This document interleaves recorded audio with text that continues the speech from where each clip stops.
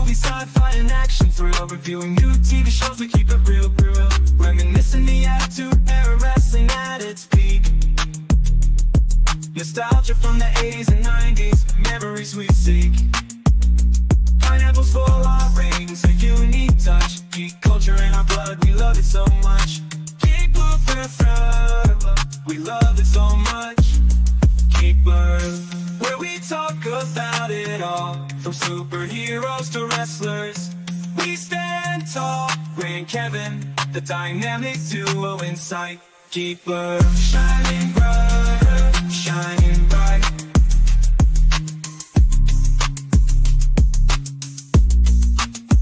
Did you hear about Pluto? That's messed up, right? Geek Blue, taking you on a nostalgia flight. From movies to TV, we cover it all. Join us and every week we'll have a ball.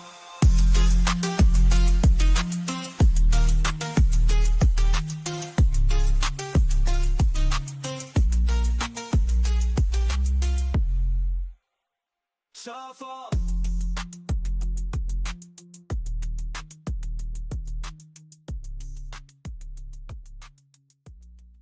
Hey, what's going on?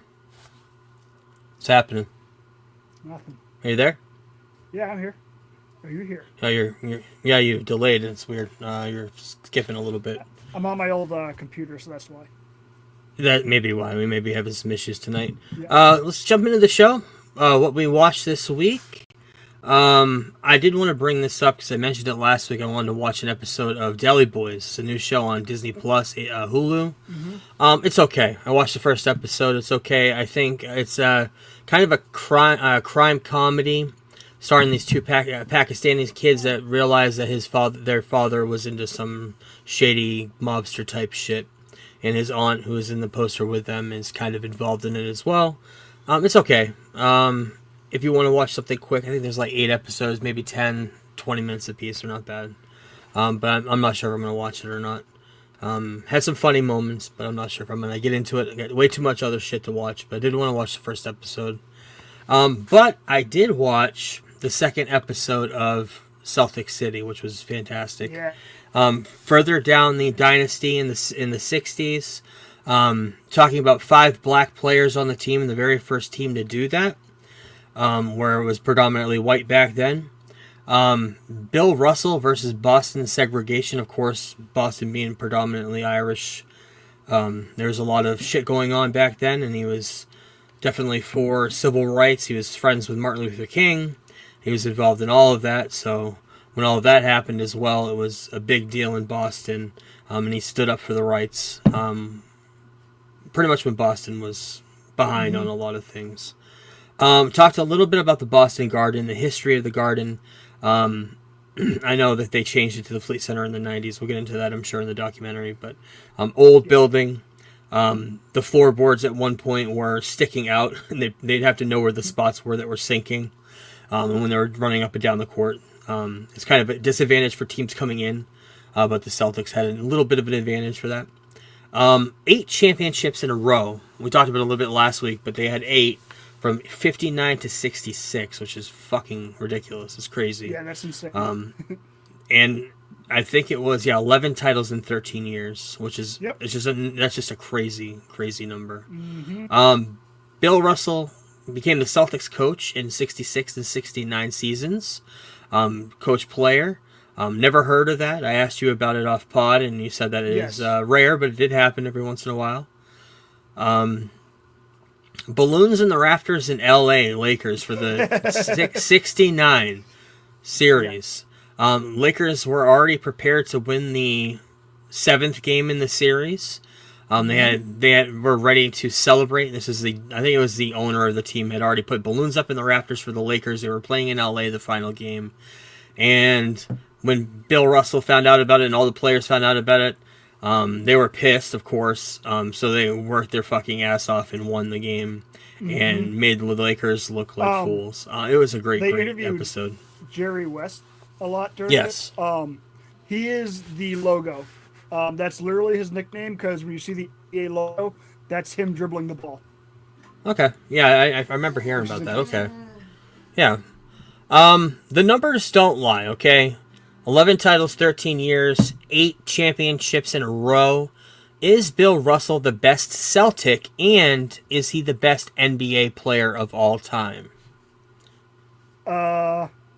He put it, I think, I'm going to paraphrase because I can't remember his exact quote, but he goes, ask me if I'm the greatest ever, and he goes, I don't know, I just got 11 championships. That's for other people to decide, basically is what he said. I mean, at the time, he's going against Wilt Chamberlain, which is universally renowned as the best player, one of the best players of all time. And he beat him quite a bit in that run, going one-on-one against him. I would put Russell in the top 10. The game's evolved too much, though, to say, like, the best of all time. Yeah, it has. You're right. He's the winningest of all time. Basically. Winningest. Yeah, that's a good analogy. I like that. Yeah, great show. This is on Monday nights. For the next 8 weeks, I believe, maybe 7 more weeks, I can't remember, but very good documentary. Yeah. If you're from this area, you definitely love it. Finale of Dark Side of the Cage came out this week, and I told you I was going to watch it, so I did. Yep. All about War Machine. How much of this story? I mean, we all heard about it back when it happened. War Machine, MMA fighter. He was on Ultimate Fighter. I found that out in the episode. And he beat up his girlfriend. Christy Mack was a porn star. And yeah, it told the whole story. Very, very hard to watch. He's a troubled person. He's in jail for the rest of his life. He pretty much destroyed her face to the point where she had to get plastic surgery to regroup. She lost a bunch of her teeth. She had a ruptured liver, a whole bunch of shit, broken ribs. Beat the shit out of her when they broke up. And he's rightfully in jail. Not a good guy. A lot of bad stuff happened to him when he was growing up, and he just never got out of that. Yeah, this is a decent show, but I like Dark Side of the Ring so much better. But who was the narrator of the show? Do you know? I'm blanking on it now. I still have to watch the last 3 episodes, which I'm. Okay. Fuck. Who is it? I can't remember. I wasn't sure if it was a big name or not. That's what I was going to ask. Oh yeah, it was decent though. I already knew most of the story, so I was following it. And it's funny because it was a week before they caught him after they beat him up. So he was on America's Most Wanted list at that time, and he was tweeting during the whole entire time, apologizing to Christy Mack. Yeah, it was crazy. Then Daredevil. We got the 3rd episode of Daredevil came out. It was not as good as the premiere, but it was still decent. He was in, at one point he mentions the name Officer Morales, which is obviously Miles Morales' father. And the end of the episode, White Tiger, who's this character, the actor who played him died in real life. He ends up getting shot in the head by someone who you think is the Punisher, but I have a feeling is an imposter. He's wearing yeah, because all the cops are wearing the Punisher logo as a tattoo. It's reminiscent of how kind of there's a militant group in America right now. Not even a militant group. It's more of just like rednecks that are using the Punisher logo kind of as rebels. I guess rebellion. I guess they used it during the insurrection in DC. Yeah. So they're trying to kind of do a tongue-in-cheek, real life type of deal going on with that with the show. And of course, that's going to probably bring out Frank Castle saying, "Why are you using my logo like that?" 'Cause I remember the comics when this whole thing happened a few years ago. The comics actually changed the Punisher logo in the comic books because it was being used for the January 6th stuff. But yeah, very, very good show. Not as good as the first few episodes, but good. Also, my question is, so at the end we saw what happened with White Tiger. Is he just walking around like fucking gas or something? Like, he's not even trying to hide in the shadows after that. Like, I think it'd be like in the shadows, but he's just like walking around the street in his suit. Yeah, I think that was, yeah. He wasn't really showing his superpowers or anything. Supposedly it gives him powers, but I think he was showing that he wasn't afraid or something. I don't know. I thought it was weird that he was just walking around in his suit. Right, yeah, possibly. So yeah, what else we watched this week? Well, last week was all about Reacher season 1 and 2. So of course, catching up on season 3 this week. I'm already caught up. Great season. The beginning of it was kind of slow getting into it, different. Set in Maine, of course, we talked about that before. But he's up against somebody who's even bigger than he is, and he's a brick shithouse, and this guy is even bigger than him. And they're going to have a big showdown. At one point, I think it was in the middle of these episodes we watched, they actually do have a showdown. And he gets Reacher gets the shit knocked out by him. So it's going to be an interesting task for him to take down this big guy. And now that Reacher, spoiler, is kind of on the run from them because they know who he really is. It's going to be an interesting end of the season. Got a couple episodes left. Yep. Can't wait. Yeah, very, very, very, very good show. He's amazing. He should be Batman. I was kind of against it just from what I knew from Smallville, but after watching him in Reacher, he's got the comedic chops, like just tongue-in-cheek comedy, which Bruce Wayne has. And he's just got the look, like when you saw the picture of Batman in Creature Commandos that they put on there in the animated series, how he was kind of built like Reacher. He was built muscular, almost like a mixture of Reacher and what Ben Affleck looked like when he was all muscled out in the Snyderverse. But yeah, I cannot wait to watch the next couple episodes. Very good show. And I know you watched the Getting Lost documentary I talked about last week. Yes. What are your reactions to it? I've got notes. Give me a sec, because my notes are looking on my computer.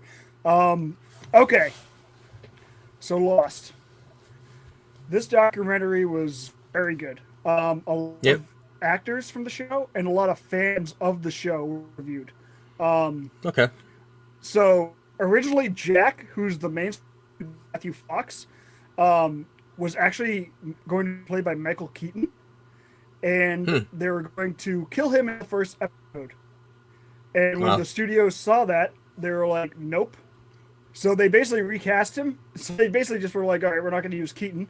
They recast him with the guy from Matthew Fox was in he in Dawson's Creek or one of those shows back in the day. One of those Party of Five, maybe? Five. He was in Party of Five. Yeah, yes.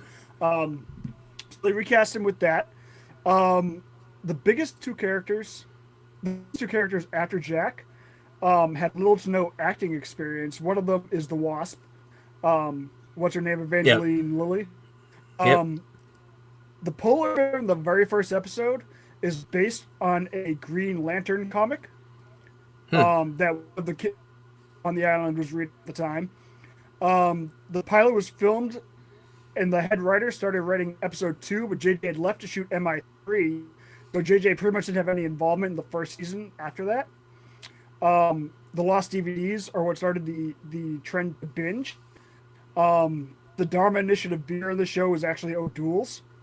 And the infamous Lost numbers, 4, 8, 16, 20, 40, if you watch the show, you know what those are about. People would play them in the lottery. Those numbers hit in 2006, and the jackpot was split 35,000 ways. Wow. That's nuts.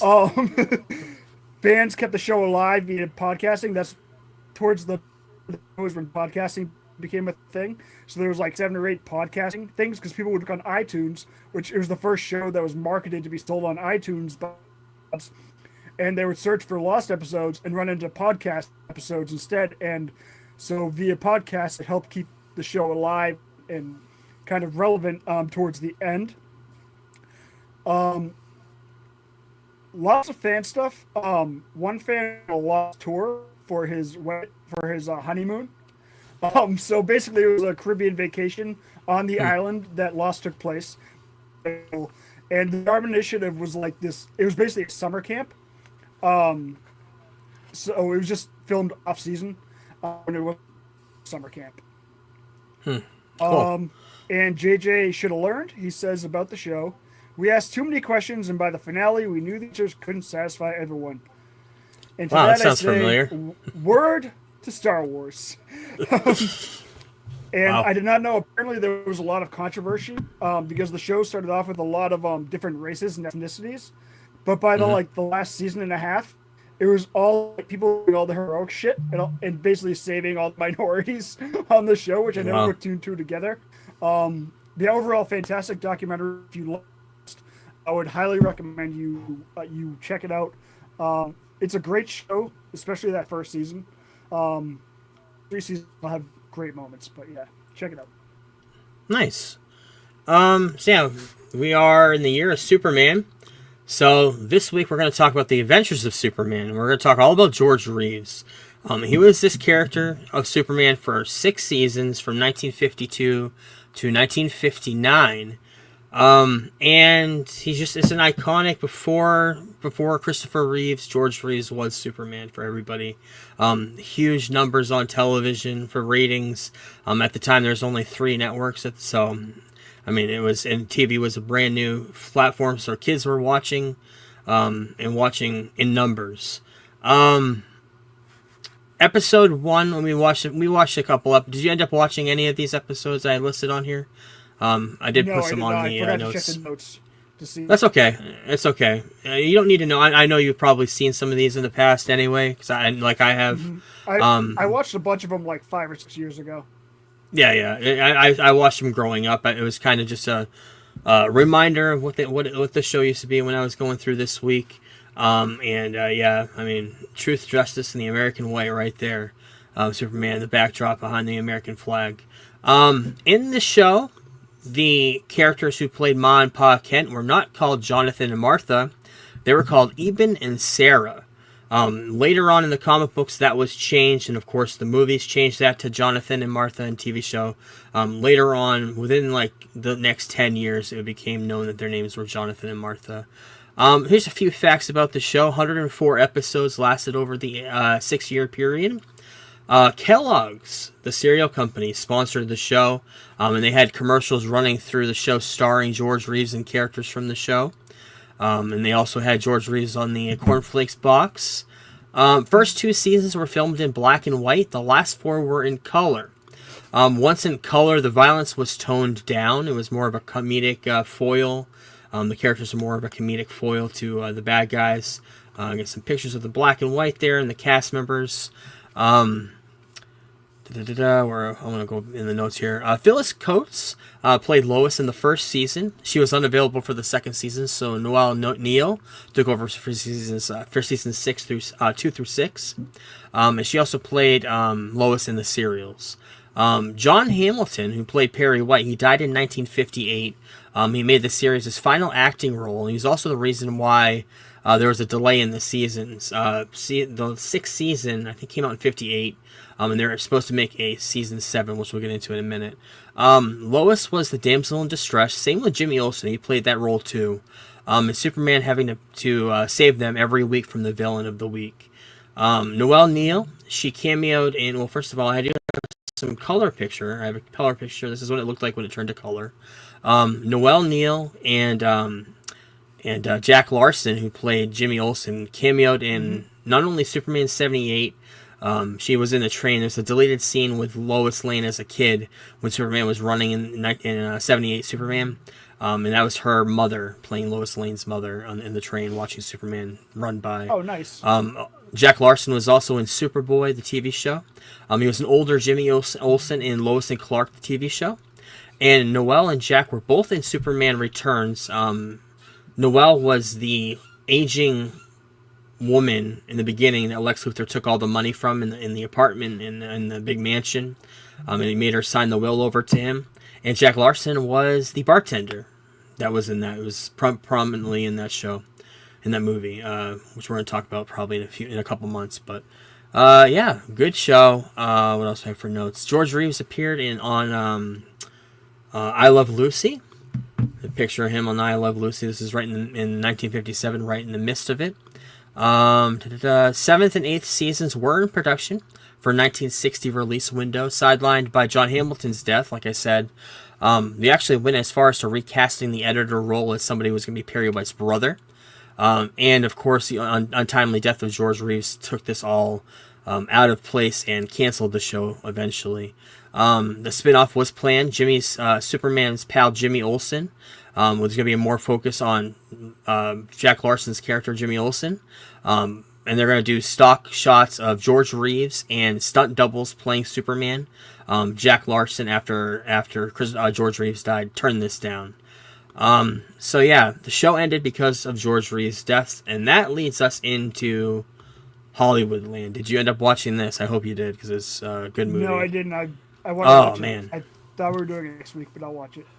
No, yeah, we're doing it this week. Hollywoodland, great movie. Adrian Brody, Diane Lane, Ben Affleck, Bob Hoskins. who was in a lot of stuff. We talked about how he's been in some shitty movies, some good movies. This was a good one.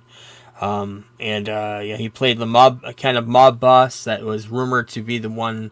The mystery of this whole entire thing was George Reeves, in the news, he committed suicide. However, it was sketchy, so his mother hired his private investigator, who was played by Adrian Brody, and he went in to try to find out what happened and to see if there was any evidence that maybe there was some murderous stuff going on instead. And he did find out that Bob Hoskins' character, he was a MGM Studios fixer. His nickname was The Fixer, real life guy.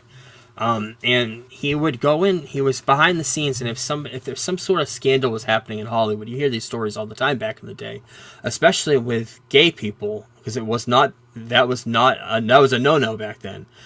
He would hide that. He would hide that from the public, and he would go in and fix the situation, in some cases, give them a girlfriend or give them a wife to actually make the public think that he's straight. He would do stuff like that, but he would also clean up a lot of situations. Have you ever seen the movie Hail Caesar by the Coen brothers? Oh, yeah. Yep. That is his character. Josh Brolin is that character. Same guy. Yep. Bob Hoskins' characters and Josh Brolin's character, same character. Okay, that makes sense. Yep, and he's a Hollywood fixer. So, and I think in that movie there was a pregnant woman. I haven't seen it, but I heard about it. Yeah, very good movie. I wish I had contacted you to watch it because it was a good movie. Ben Affleck does a great job playing George Reeves. I think he wears a prosthetic nose. Something about it looked off. But he definitely has that old noir style acting that George Reeves had back in the day. Just the way he used to talk and everything. Very good movie. In a couple of weeks, we're going to talk about, maybe next week, I don't know, because you're going on vacation.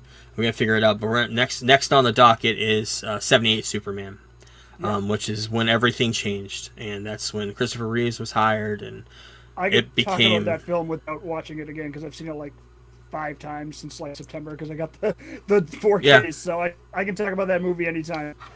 So I'll probably end up watching it this weekend, make some notes, Awesome. and we'll definitely dive into it next time we record. With that being said, let's jump into the news. Where is it? There it is.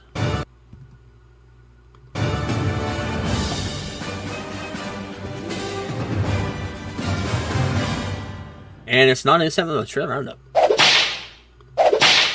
First trailer this week was a hard one to watch. They're making a new Stan Lee documentary, The Final Chapter. It reveals how Stan Lee was abused behind the scenes by this guy who he said was a friend.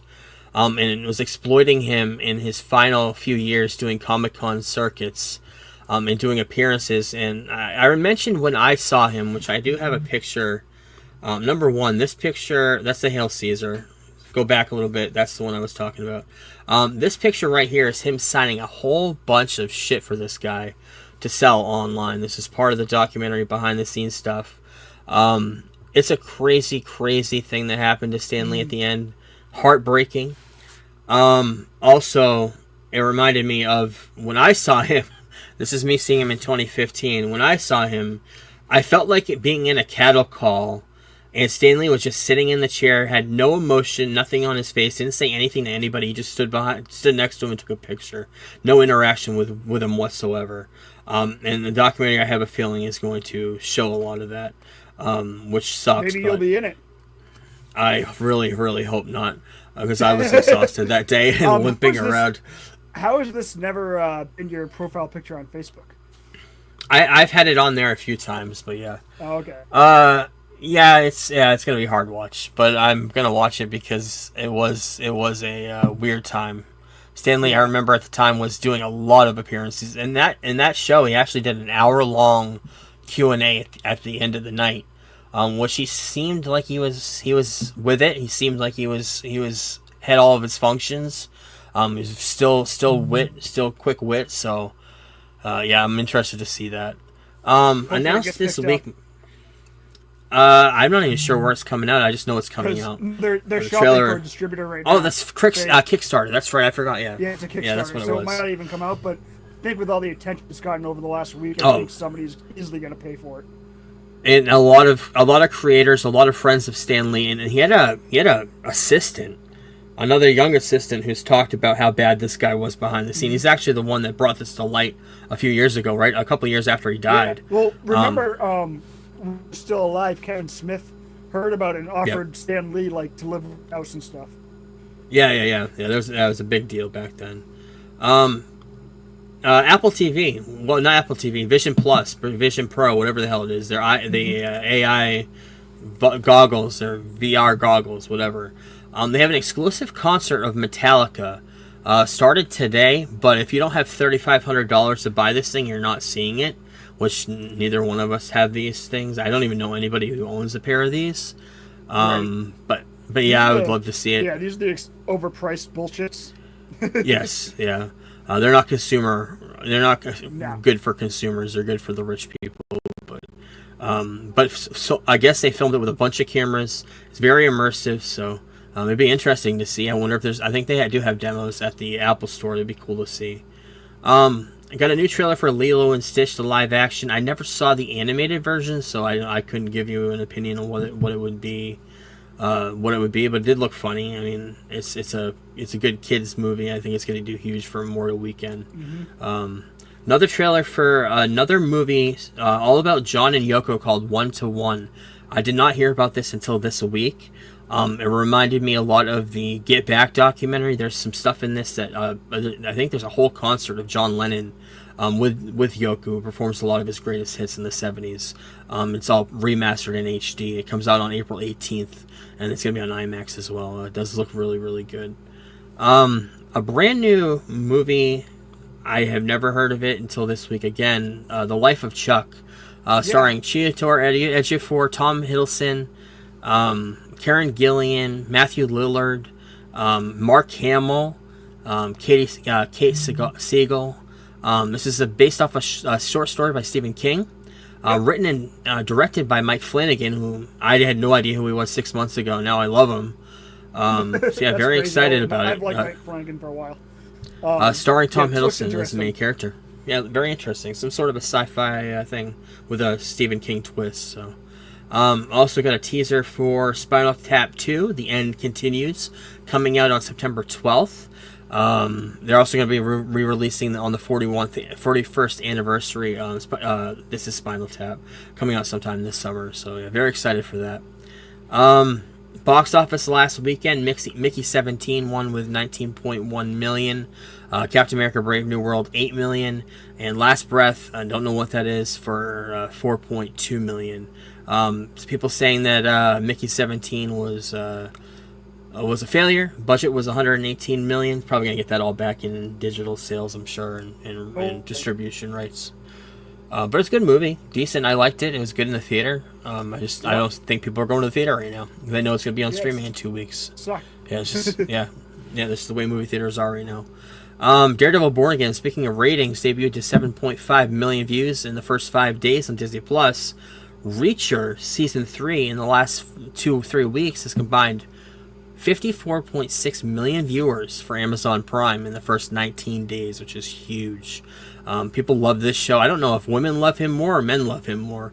I'm fucking in love with him. I want to see him in everything now, but show's not great going show. away. Yeah, it's not going away. Once they finish up the books, they'll have to come up with a new story probably. How many books are there? I'm not sure. This season is based on the 4th book, I believe. Okay, I think question. it was books 1, I think. What is the Jack Reacher that Tom Cruise played? Are those based off the books, original stories? Do you know anything about that? It's just that was the big criticism against those, that Tom Cruise is 5'5" and Jack Reacher is supposed to be this huge fucking individual, and that just wasn't Tom Cruise. Yeah. Okay. I think those are based off. I think it's based off the first book at least. How many did he have? 2. Okay. So he had 2 movies. Yeah. 2013 and 16, I think. Announced today. Yeah. I just bought them for $4.99 on iTunes. They're on sale this week. Check my Vudu and see if they're on there. Announced today on the New Heights podcast with the Kelsey's podcast. Jason Sudeikis went on there and announced that they are currently writing season 4 of Ted Lasso. A lot of mixed feelings about that because season 3 was a great ending to the show. However, I love the show. I do want to see it come back, so I'm kind of excited to see where they go. It's going to be tackling a women's team, and the first couple episodes are going to be him in America, and then going back over to Manchester, or not Manchester, wherever they are, Richmond, to coach this women's team. So yeah, very exciting. I think it's going to be the women's equivalent of the other team. It was just the women's side, which is what happened in that show with Rob McElhenney. Where they showed a lot of because they own both the women's and the men's team, so they go be like that. Right. Hannah Waddington, Brett Goldstein, Jeremy Swift all have options to return. Jamie Tartt, the guy, I can't remember his name in real life. I don't think he has an option to return, so if they want him back, they got to pay him money. But yeah, that show, I cannot wait to see where it goes. Last week, a fan dressed up as Wile E. Coyote in front of the WB lot, and he had a sign saying "Release me." This movie, I still cannot believe that it is on the back burner and will never come out. It's in a vault somewhere.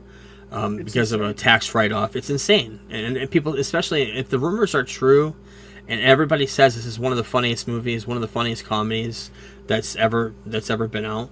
It's so funny. Everybody that's in it, everybody that's seen the screening of it said it's awesome. And how they could just get rid of it like that is ridiculous. Maybe they just didn't have faith in the property anymore. I don't know. But yeah. So, John Cena coming to Raw next week to confront the situation. Well, he's gone full heel because he's covered up the bald spot. Dun dun dun. We called it. We called that shit. We did call it. I don't know if we called it on the podcast, but we definitely called it, or at least I did, when we did. he turned heel. Yeah, we definitely talked about it. That'd be the only thing. He'd either shave his head or go bald, or cover up the bald spot or something that looks like he'd covered it up. So he'll be on Raw on Monday to talk about what he did at an Elimination Chamber last week, so that'll be exciting. Got a new poster for Karate Kid Legends, Ralph Macchio and the kid who's playing the Karate Kid in that movie, coming out May 30th. Got some new character posters for Sinners. These look really, really cool. The last trailer looked really good. This comes out on April 18th. Very excited to see that when it comes out. Lots of Dexter casting news this week. Starting off with Rose Byrne, who's been in a whole bunch of comedies and dramas. She was in the X-Men series, the prequels. Megan Faye, I don't know who that is, but she's the one on the right top. Eric Stonestreet, Modern Family, great in that. David Dastmalchian, who we talk about all the time. He's a great actor in a lot of stuff, great character actor. And also confirmed as a cameo, John Lithgow, who was that picture I'm going to be using for the rest of my life when I talk about John Lithgow. He went on. He made a statement saying, "I just went back to do a day. They're rebooting the entire Michael C. Hall version of Dexter, and it turns out he didn't die after all. I come back sort of as a phantom as he gradually comes to life in a hospital bed." Yeah, that's cool. I'm excited to hear that. I do love them. I know they're going to be making a prequel series. I'm not sure his involvement because he's going to be Dumbledore in the Harry Potter series, but yeah, it'd be interesting to see. I thought I heard he was doing the voiceover in that, but I'm not sure. Scream 7 had a couple of casting news as well. Michelle Randolph and Jimmy Tatro, who played the young Bert Kreischer in the Bert Kreischer movie that came out, The Machine. Yeah, they're joining the cast of Scream 7, new characters.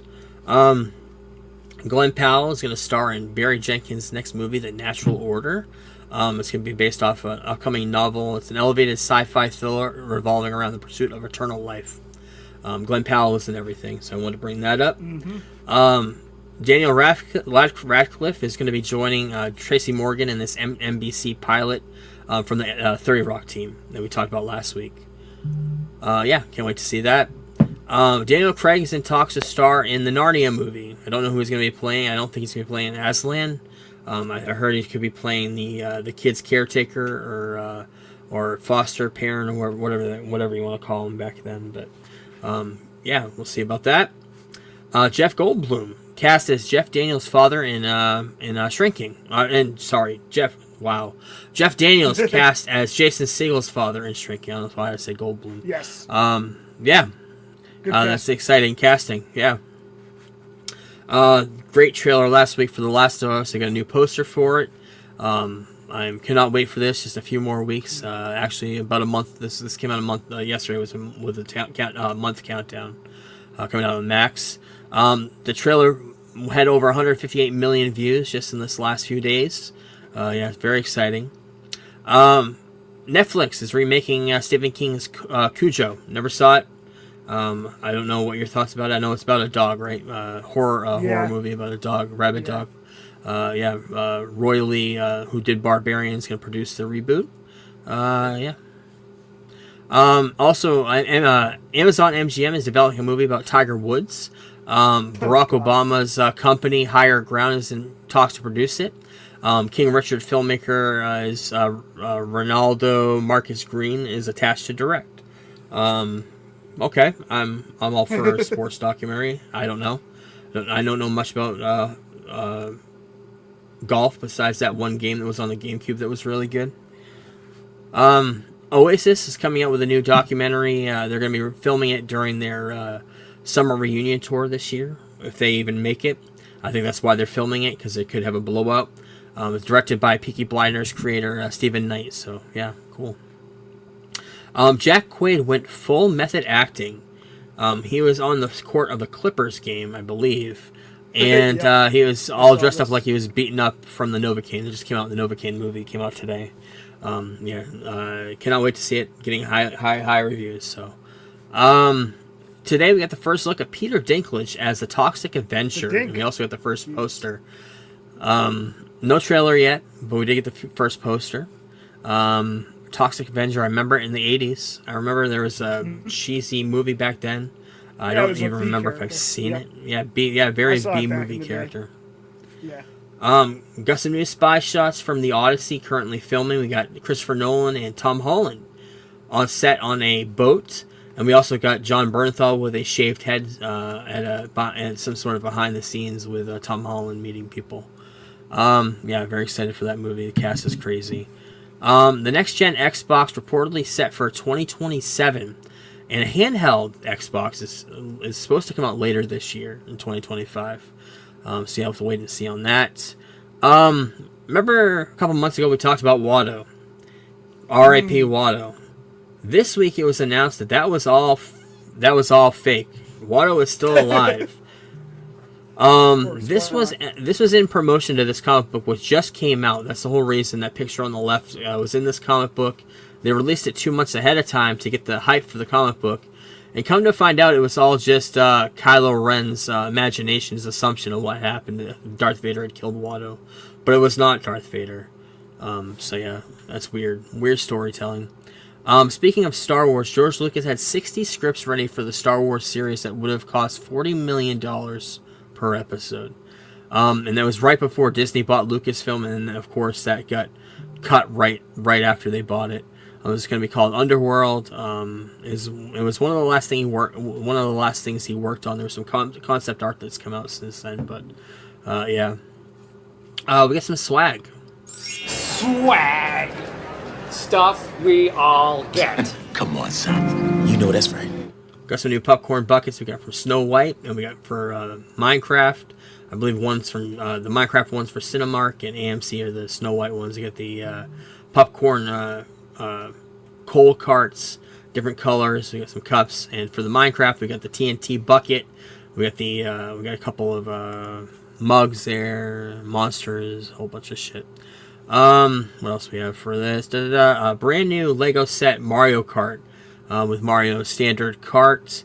And we also got another Lego set for Lord of the Rings, Hobbiton. This is not official yet. This has kind of been a spy shot that somebody found. Very exciting. Also, if you love The Office, they're coming out with a McFarlane The Office Kevin Malone figure with the chili.